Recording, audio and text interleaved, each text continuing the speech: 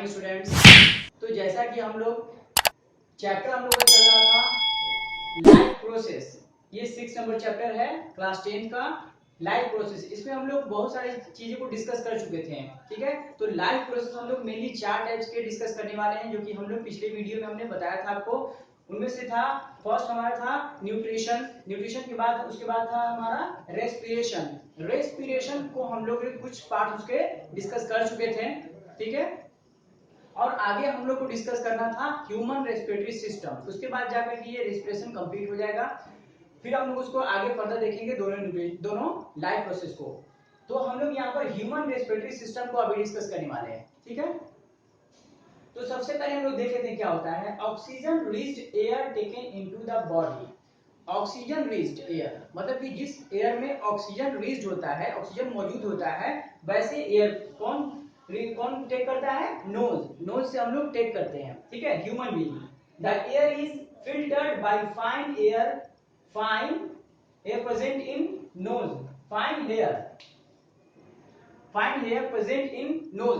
देखिए ऑक्सीजन जो होता है वो हमारे नोज के थ्रू जाता है एयर, तो एयर में बहुत सारे इम्प्यूरिटीज भी होते हैं, तो उसको फिल्टर होता है, जो एयर होता है वो फिल्टर किया जाता है हमारे नोज के अंदर। जो फाइन हेयर होते हैं छोटे छोटे फाइन वो क्या होता है उसको फिल्टर कर देते हैं, ठीक है। तो फिल्टर हो गया, उसके बाद क्या होगा कि जो एयर है वो passes through the throat to lungs. उसके बाद थ्रोट के नोज से आया थ्रोट में, थ्रोट से फिर उसके बाद लंग्स में चला जाएगा, ठीक है। तो अब हम लोग देखेंगे कि कैसे ये जाता है। तो यहाँ पर देखिए ये यहाँ पर हमारा हो गया नोज, ठीक है। नोज के अंदर जैसे ही एयर इसमें इंटर करेगा तो यहाँ पर फाइन हेयर होंगे जो फिल्टर कर देंगे। फिल्टर करने के बाद फिर देखिए यहाँ पर होता है नजल कैविटी होता है। फिर नजल कैविटी से होते हुए यहाँ पर देखिए आ जाएगा फेरिंग्स में। फेरिंग्स जो होता है वो थ्रोट के अंदर स्ट्रक्चर होता है, वो फेरिंग्स में आ जाएगा। फेरिंग्स के बाद जस्ट नीचे है यहाँ पर लैरिंग्स होता है। लैरिंग्स जैसे कि जो हमारा वोकल कॉर्ड होता है उसको लैरिंग्स बोलते हैं। तो लैरिंग्स से होते हुए कहाँ आएगा? ट्रैकिया में पहुंचेगा। इस पाइप को बोलते हैं ट्रैकिया।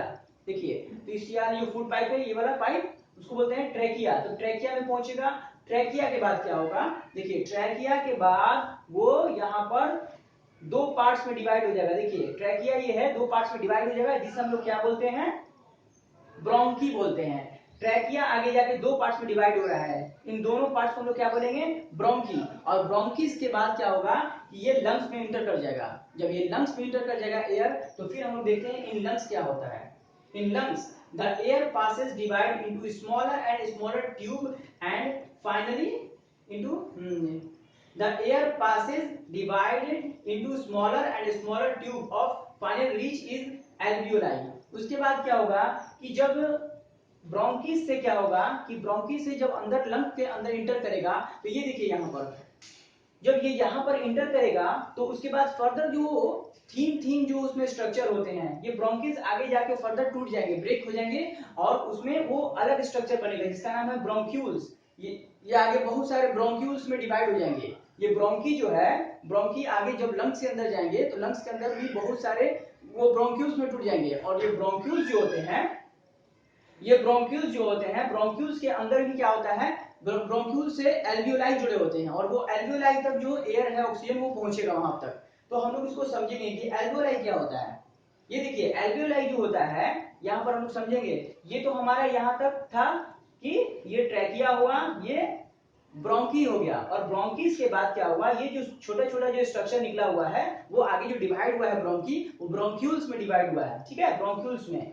और ब्रोंक्यूल्स के साथ ही क्या लगा हुआ है? ये गोल गोल बलून लाइक जो स्ट्रक्चर है, इसी को एल्वियोलाई बोलते हैं। तो एल्वियोलाई के बारे में पढ़ते हैं हम लोग। It is a balloon like structure. देखिए ये जो स्ट्रक्चर्स है जो कि ब्रोंक्यूल से जुड़ा हुआ है, इसको बोलते हैं बलून लाइक स्ट्रक्चर को alveoli.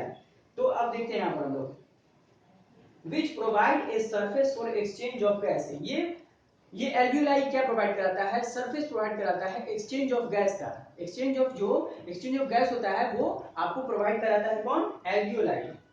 The wall of the alveoli connect with the blood vessel. और इसका जो वाल होता है एल्वियोलाई का, वो ब्लड वेसल से कनेक्ट होता है। इसका जो बाहरी वाल होता है एल्वियोलाई का, ये गोल गोल बलून लाइक स्ट्रक्चर है, ये कनेक्ट होता है किससे? ब्लड वेसल से। और ब्लड वेसल से जब कनेक्ट होता है तो वहां से जो ऑक्सीजन होता है, जो फिल्टर ऑक्सीजन है, हमारे लंग्स के थ्रू होते हुए कहाँ आएगा? लास्टली यहाँ पर आएगा आपको एल्वियोलाई तक, और एल्वियोलाई जो कनेक्ट होता है किससे, ब्लड वेसल से, और ब्लड वेसल्स में क्या होते हैं, हीमोग्लोबिन होते हैं, और वो हीमोग्लोबिन क्या करेगा कि जो ऑक्सीजन है उसको कैरी करके ले जाएगा, और कहाँ उसको ले जाएगा, उसको ले जाकर के आप पूरे बॉडी में सेल्स को प्रोवाइड करा देगा, जहां जहां जिसको ऑक्सीजन को पहुंचाना है वहां पहुंचा देगा। यानी कि हमारे बॉडी सेल्स को ऑक्सीजन चाहिए होता है तो बॉडी सेल्स को एनर्जी के लिए सारे ऑक्सीजन को प्रोवाइड करा देगा कौन, ब्लड वेसल्स में जो हीमोग्लोबिन प्रेजेंट है वो। और उसके बाद से उसी प्रोसेस से जो ब्लड से जो कार्बन डाइऑक्साइड जो आएगा ब्लड के अंदर से, तो वो उसी प्रोसेस से सेम रिटर्न चला जाएगा, सेम रिटर्न चला जाएगा ब्रोंक्यूल्स तक, ब्लड वेसल से ब्रोंक्यूल्स,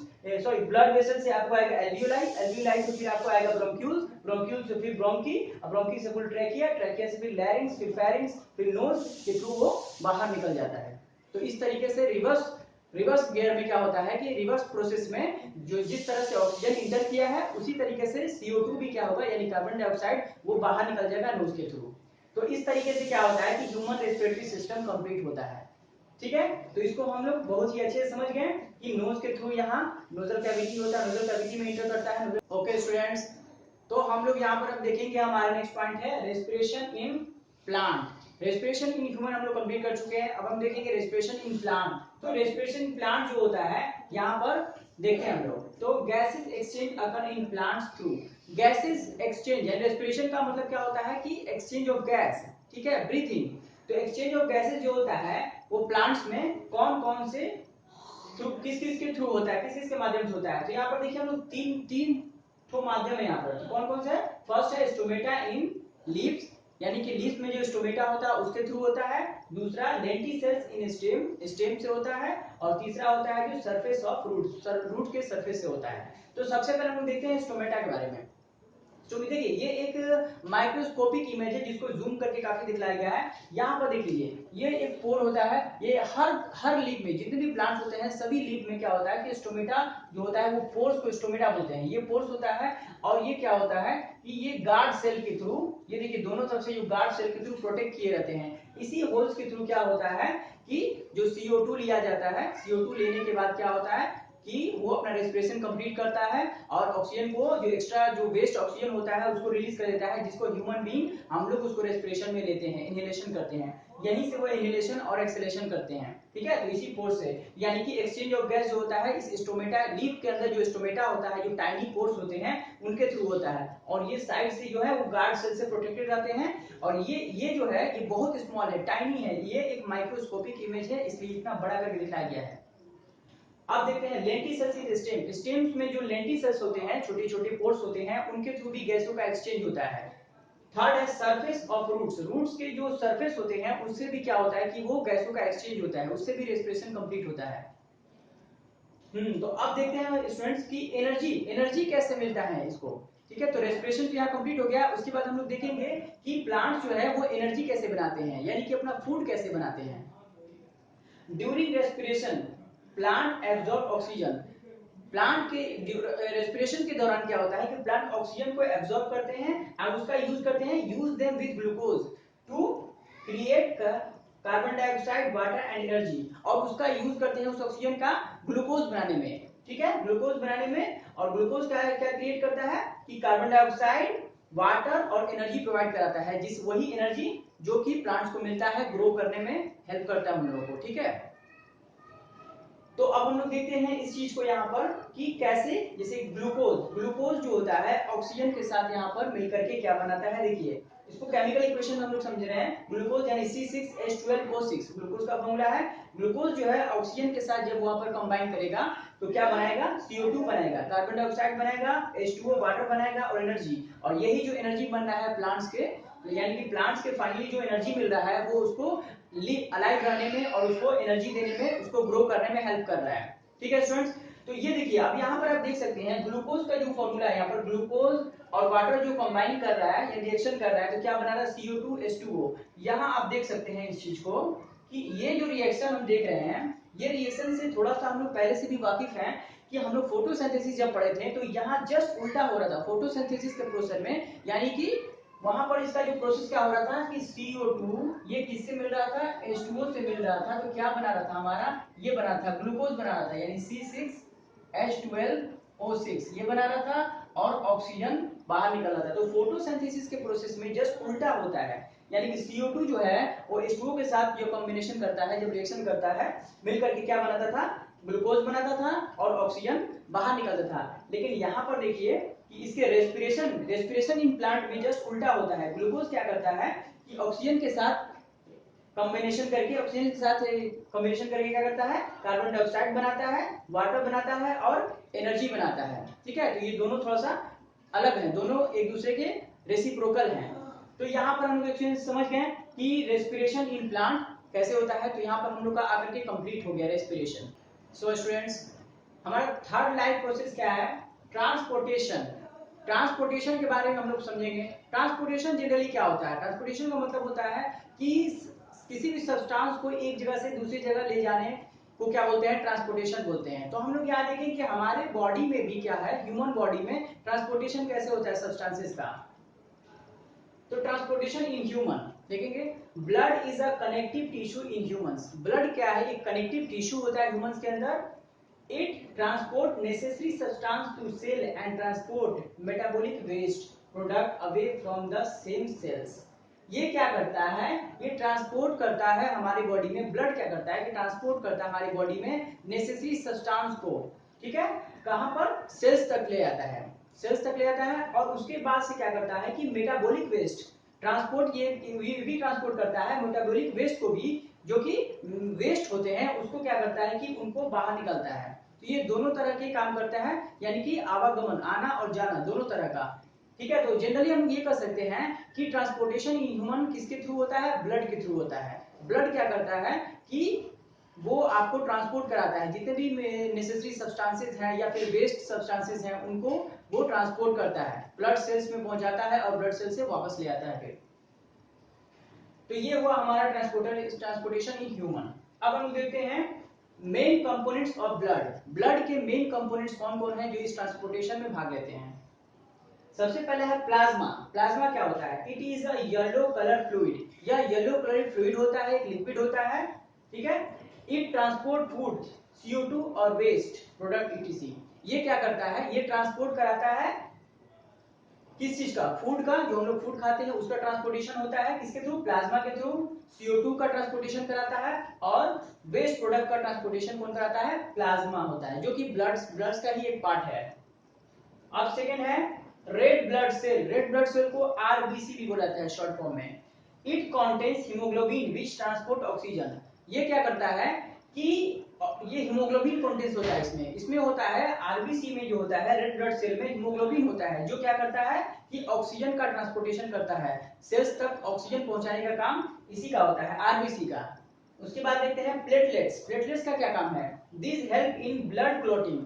ब्लड क्लॉटिंग करने में, ये क्लॉटिंग में होता है जमना, जमा देना। तो जब भी कभी देखिएगा हमको कट लग जाता है, तो कट लगने के बाद ब्लड रिलीज होने लगते हैं, तो वहां पर क्या होता है कि कुछ देर के बाद वो क्लॉट हो जाता है। वो किसी कारण होता है, वो प्लेटलेट्स के कारण होता है। प्लेटलेट्स का यही काम है कि जब भी कभी कहीं कट हो जाए या कट लग जाए तो ब्लड जब फ्लो होने लगे तो उसको वहां क्लॉट कर देता है, जमा देता है। अगर प्लेटलेट्स ना हो ब्लड के अंदर तो क्या होगा, सारा ब्लड रिलीज हो जाएगा, सारा कट लगने के बाद सारा ब्लड बॉडी का गिर जाएगा, जिससे क्या होगा कि वो बहुत ज्यादा डेंजरस हो जाएगा ह्यूमंस के लिए। तो इसीलिए प्लेटलेट्स जो होता है वो बहुत ज्यादा जरूरी होता है ब्लड के अंदर। अब देखते हैं व्हाइट ब्लड सेल, जिसको WBC बुलाता है। WBC यानी कि व्हाइट ब्लड सेल। इसका क्या काम है, these cells fight against harmful bacteria, viruses and germs. ये क्या करता है कि फाइट करता है किसके against, harmful bacteria, viruses and germs से हमारे बॉडी में जो इंटर कर जाते हैं उनसे वो क्या करता है, फाइट करता है। कौन, WBC। ये हमारे इम्यून सिस्टम बढ़ाता है, इम्यूनिटी को बढ़ाता है WBC। तो ये था हमारा मेन कंपोनेंट्स ऑफ ब्लड और ट्रांसपोर्टेशन इन ह्यूमन। हमने दोनों टॉपिक को अच्छे से क्लियर कर लिया है। सो स्टूडेंट्स, तो अब हम लोग देखेंगे ट्रांसपोर्टेशन की पॉइंट में हार्ट के बारे में। ठीक है, तो हार्ट के बारे में समझेंगे। तो हार्ट एक कॉम्प्लेक्स स्ट्रक्चर होता है, जो कि आप अपने बुक से भी अच्छे से समझ सकते हैं। यहाँ पर एक ऐसे स्ट्रक्चर बनाया हुआ है, आप देख सकते हैं। तो हम लोग हार्ट के बारे में पहले पढ़ेंगे कि हार्ट क्या है, इसके स्ट्रक्चर के बारे में पढ़ेंगे हम लोग। Heart is a muscular organ, it have two side separated by muscular wall. Heart क्या है, एक मस्कुलर ऑर्गन होता है जो it have two side separated, ये दो साइड सेपरेटेड होता है। दोनों साइड किससे, मस्कुलर वाल से, मस्कुलर वाल से दोनों साइड जो होता है इसका वो सेपरेटेड होता है।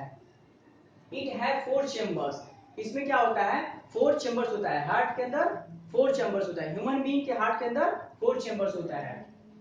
देखिए लेफ्ट आर्ट्रियम, राइट आर्ट्रियम, दो हो गए, उसके बाद left ventricles and right ventricles, यानी दो दो चार, दो आर्ट्रियम होते हैं लेफ्ट और राइट, और दो वेंट्रिकल्स होते हैं लेफ्ट और राइट। तो इस तरह से 4 इसमें चेंबर होते हैं हार्ट में। तो ये हमारा था स्ट्रक्चर। देखिए ये राइट आर्ट्रियम, वो लेफ्ट आर्ट्रियम, ये राइट वेंट्रिकल्स एंड वो लेफ्ट वेंट्रिकल्स। तो ये 4 चेंबर हुए टोटली हमारे।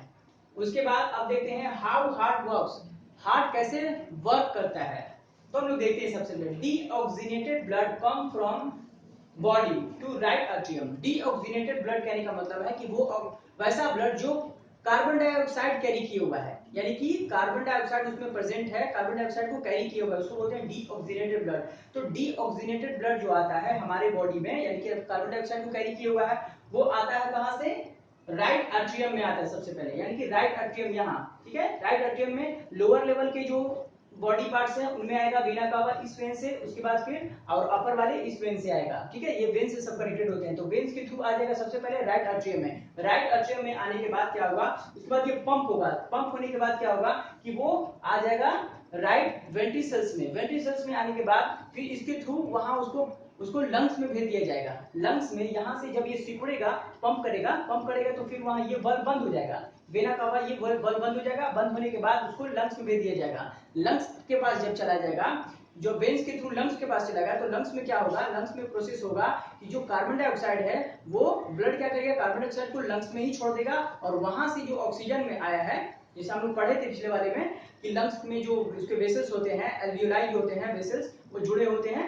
ब्लड वेसल से, तो वहां से वो ऑक्सीजन को कैरी कर लेगा, यानी कि ब्लड जो है लंग्स में कार्बन डाइऑक्साइड को छोड़ देगा और वहां से ऑक्सीजन ले लेगा, ऑक्सीजन कैरी कर लेगा। अब तो ब्लड अब क्या हुआ, ऑक्सीजन कैरी कर चुका है। तो ऑक्सीजन जब कैरी कर लिया, देखिए कैरी ऑक्सीजन, उसके बाद oxygen oxygenated blood come to the left atrium. और जब ये ऑक्सीनेटेड ब्लड हो गया, यानी कि पहले डीऑक्सीनेटेड था, उसमें कार्बन डाइऑक्साइड था प्रेजेंट ब्लड में, जब वो राइट वेंट्रिकल्स के थ्रू जब चला गया लंग्स में, तो वहां पर उसने कार्बन डाइऑक्साइड को छोड़ दिया और ऑक्सीजन को कैरी कर लिया, यानी कि अब वो बन गया है ऑक्सीनेटेड ब्लड। तो ऑक्सीनेटेड ब्लड कहां पर फिर आएगा, फिर वो दोबारा आएगा हार्ट में, कौन से पार्ट में, लेफ्ट आर्ट्रियम में, यानी कि वहां पर लेफ्ट आर्ट्रियम में वेन्स के थ्रू वो आएगा। आने के बाद फिर वहां पर वो पंप होगा, पंप होने के बाद क्या होगा कि वो उसके बाद हाँ लेफ्ट वेंट्रिकल्स में, फिर उसके बाद लेफ्ट वेंट्रिकल्स में आएगा। लेफ्ट वेंट्रिकल्स में आने के बाद फिर दोबारा से पंप होगा।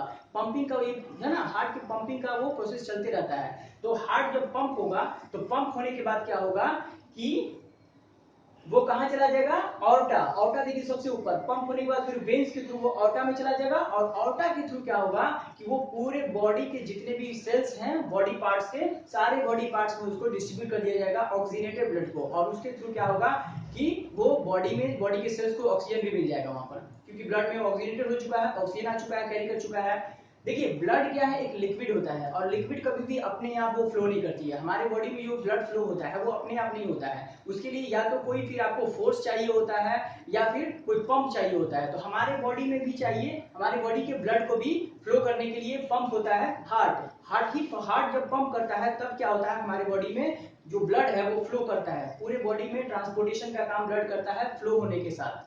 तो फ्लो कौन कराता है, ये हार्ट, यही पंप करता है, तो क्या होगा कि वो फ्लो करता है। तो इस तरह से हमने देख लिया कि हार्ट और हार्ट का जो स्ट्रक्चर है और ये कैसे हार्ट वर्क करता है, ठीक है। सो स्टूडेंट्स, तो ट्रांसपोर्टेशन में हम एक पॉइंट और देखेंगे, लिम्फ। लिम्फ क्या है, हमारे बॉडी में ब्लड के अलावा लिम्फ जो है, लिम्फ भी एक क्या है, ट्रांसपोर्टर फ्लूइड है, यानी ट्रांसपोर्टर लिक्विड है, ठीक है। उसके बाद अब देखेंगे कि कैसे बनता है। The pores present in the walls of capillaries, blood में अंदर हमारे जो कैपिलरीज हैं उसके वॉल्स में पोर्स होते हैं, ठीक है। वहां से क्या होता है कि some amount of plasma protein and blood cell, कुछ अमाउंट ऑफ यानी कि थोड़ा सा मात्रा में प्लाज्मा प्रोटीन और क्या ब्लड सेल्स जो हैं वो एस्केप कर जाते हैं, escape into intercellular space, intercellular space में एस्केप कर जाते हैं, किसके, टिश्यू के इंटरसेलुलर स्पेस में, स्पेस जो होता है यानी दो टिश्यू के बीच में जो क्या आता है स्पेस होता है, वहां पर ये एस्केप करके हट जाते हैं, अलग हट जाते हैं, ठीक है, उसी को क्या बोलता है आदमी, लिम्फ बोला जाता है, उसी को लिम्फ बोला जाता है। चलिए इसके बारे में कुछ और पॉइंट्स दिए हम लोग देख लेते हैं लिम्फ के बारे में। इट इज कलरलेस, ये क्या होता है, कलरलेस लिक्विड है। लिम्फ जो होता है वो कलरलेस लिक्विड है।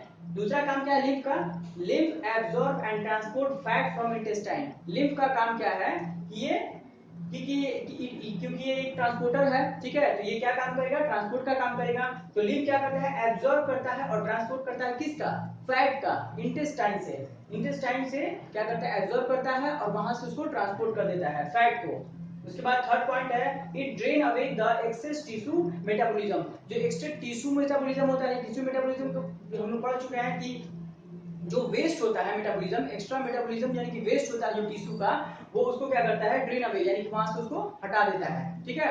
तो ये काम था लिम्फ का। लिम्फ का फॉर्मेशन कैसे होता है हम लोग देख चुके हैं, और लिम्फ का क्वालिटी देख चुके हैं कि इसका काम क्या है, ये कैसा होता है, ये कलरलेस होता है, इसका काम है फैट के ट्रांसपोर्टेशन में उसका हेल्प मिलता है। उसके बाद ये क्या करता है कि एक्स्ट्रा मेटाबॉलिज्म जो होता है टिश्यू में, यानी टिश्यू का वेस्ट जो होता है उसको क्या करता है कि अलग हटा देता है, ट्रांसपोर्ट कर देता है। तो ये था हमारा लिम्फ। तो यहाँ हमारा क्या हो गया, ट्रांसपोर्टेशन कंप्लीट हो गया है इन ह्यूमन। ह्यूमन में ट्रांसपोर्टेशन कंप्लीट हो चुका है, अब हम लोग प्लांट में देखेंगे, ठीक है। सो स्टूडेंट्स, तो नेक्स्ट पॉइंट हम लोग देखेंगे ट्रांसपोर्टेशन इन प्लांट्स, ठीक है। तो हम लोग इसमें देखेंगे इसका, there are two transporter tissue in plant. दो तरह के ट्रांसपोर्टर टिश्यू होते हैं प्लांट्स के अंदर। फर्स्ट होता है जाइलम, दूसरा होता है फ्लोएम। तो जाइलम और फ्लोएम में हम लोग देखते हैं इनका क्या क्या वर्क है।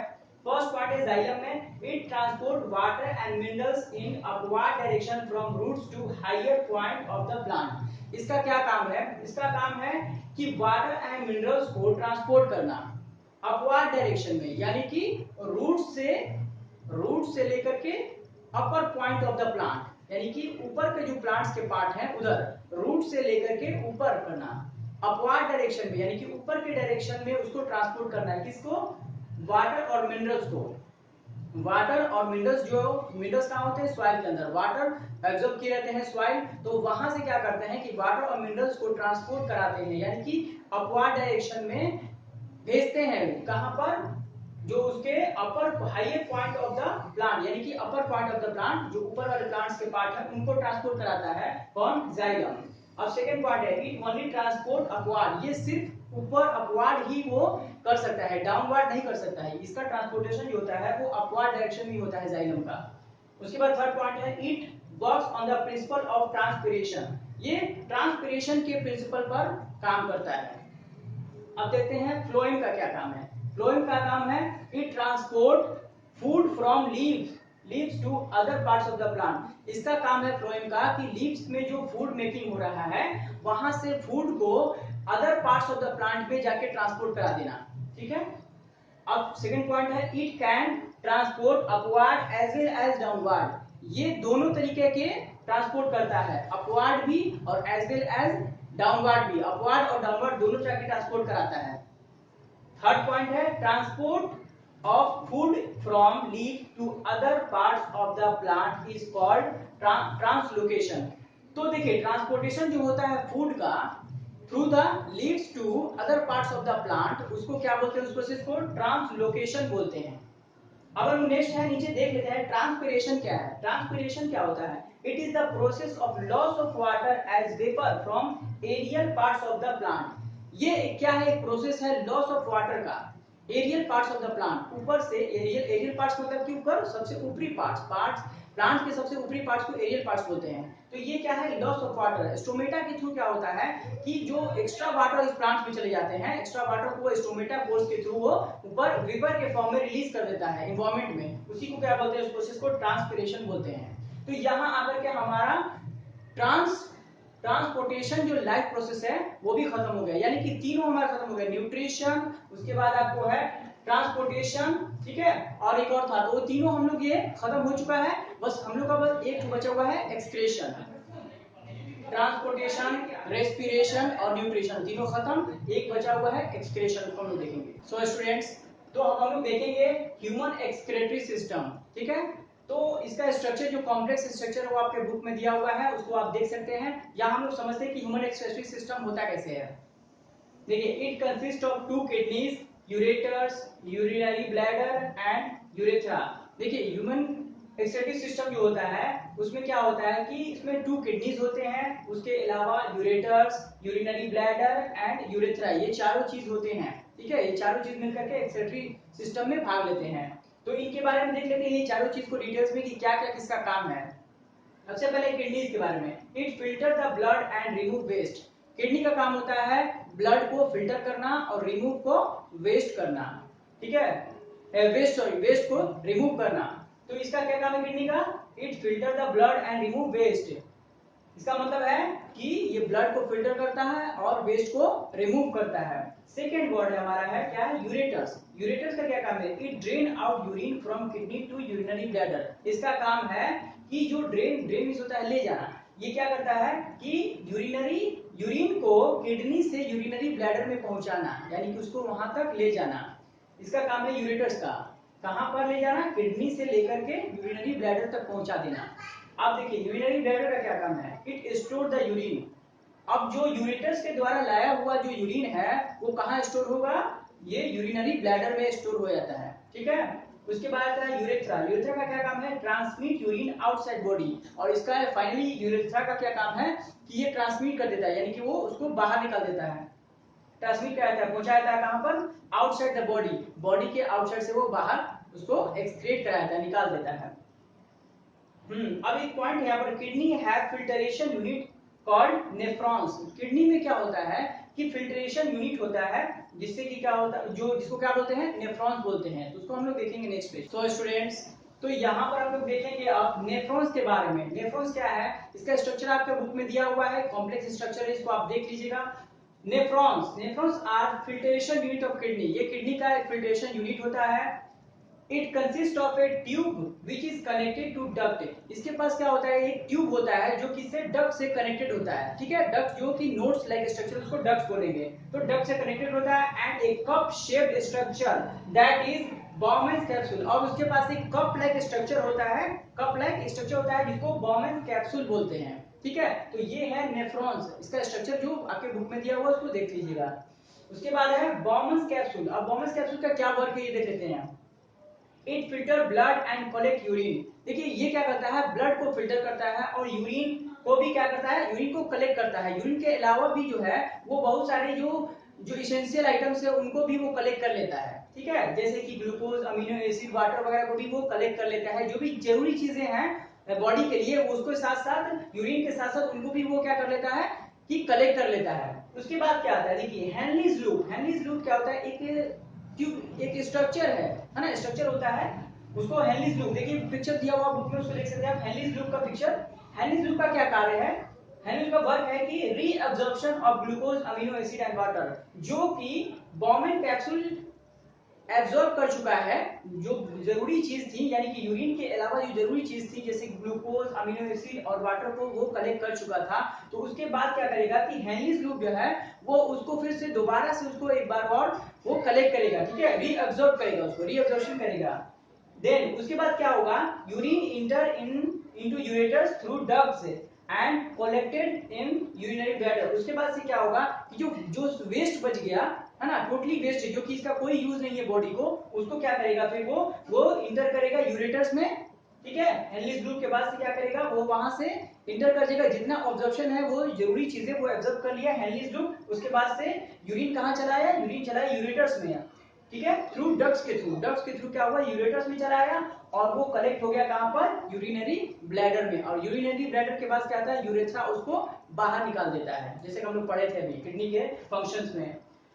हाँ, तो अब हम लोग का यहाँ पर जो है कि ह्यूमन एक्सक्रीटरी सिस्टम कंप्लीट हो गया है। अब हम देखेंगे एक्सक्रीशन इन प्लांट। प्लांट में एक्सक्रीशन कैसे होता है। ठीक है, तो प्लांट्स, फर्स्ट पॉइंट है देखिए, plants remove oxygen through stomata. Plant क्या करते हैं कि स्टोमेटा के थ्रू ऑक्सीजन उसका वेस्ट होता है प्लांट का, तो वो उसको रिमूव करते हैं, रिलीज करते हैं स्टोमेटा के थ्रू, एक्सक्रीट करते हैं। सेकंड पॉइंट है excess water remove from stomata by transpiration method. Excess water जो होता है वो ट्रांसपिरेशन मेथड के थ्रू वो रिमूव कर देते हैं प्लांट स्टोमेटा से।